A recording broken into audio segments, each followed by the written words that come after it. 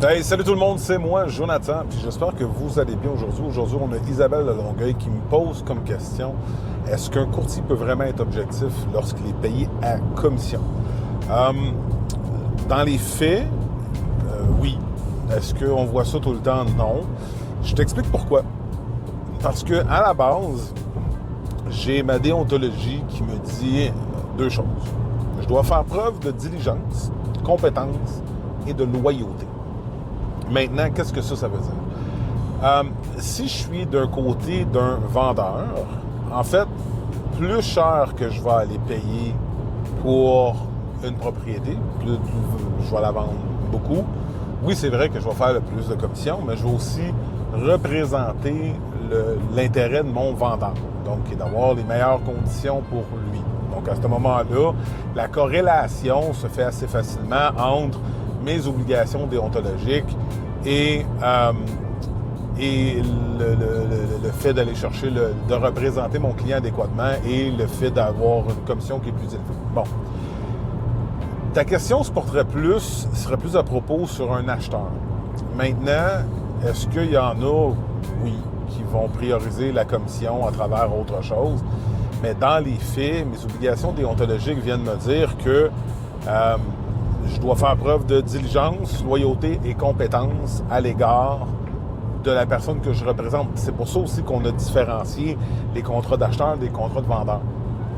Maintenant, ce que je te dirais là-dessus, c'est que un courtier immobilier, oui, il est payé à la commission, mais dans mon cas, moi, je le vois toujours comme ça. On présuppose là, que je vais chercher une commission et que je paye 10 je te fais payer 10 000 de plus. Hein? 2 sur 10 000 c'est 200 OK? Si je suis capable, si je dois essayer de te faire avoir 10 000, de faire payer 10 000 de plus pour aller chercher 200 de plus, je devrais me poser des questions sur quel type de courtier avec lequel que tu travailles. Parce qu'à partir de ce moment-là, ça fait pas énormément de différence dans ma vie, 200 $. Maintenant, si je te sers, et là, je te parle de moi, comment moi je travaille, OK? Si je te sers au mieux de ma compétence comme acheteur, je vais essayer de t'avoir le meilleur prix possible. Des fois, c'est pas toujours facile. Des fois, c'est pas toujours possible parce qu'il y a de la surenchère. Puis à partir de ce moment-là, la maison, si tu l'aimes et que tu veux la gagner, bien, tu payeras de la surenchère si tu veux n'en payer. Si tu veux pas en payer, on ira voir une autre maison. Mais si je te sers au meilleur de mes compétences, si je te donne le meilleur de moi-même, puis qu'on visite 4, 5, 6, 10 maisons, puis qu'on perd des offres, ça m'arrive souvent, là, ça. Parce que moi, je m'en fous de visiter 10 maisons. Ça n'a jamais été un problème. Au contraire, c'est ma façon à moi de te dire que tu es important pour moi de trouver la bonne maison. À ce moment-là, ben c'est pas juste toi que je vais avoir comme client. Parce que tu vas t'avoir senti respecté, tu vas t'avoir senti englobé, entouré, bien encadré et bien accompagné et respecté.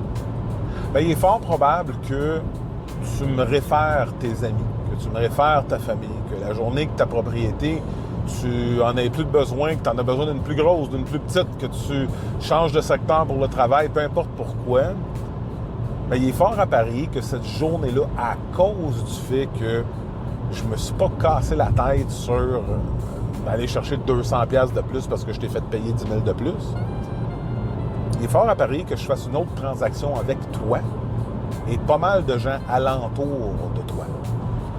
Donc, la question devient, c'est quoi qui est le plus important? Là, ça, c'est différent de chacun des courtiers. T'sais. Dans mon cas, moi, je regarde toujours les relations à long terme, puis il n'est pas rare que mes clients deviennent des amis. T'sais. Je m'en vais les voir, il y en a qui viennent manger à la maison, il y en a d'autres que je m'en vais de manger à la maison.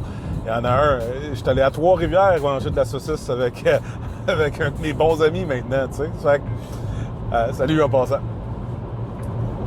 La question, c'est ça, tu le sens. Tu le sens dans les 5 premières secondes avec qui tu parles. Est-ce que cette personne-là est authentique? Est-ce que cette personne-là... est-ce que c'est important pour elle qui je suis? Fait que, j'espère que ça répond à ta question.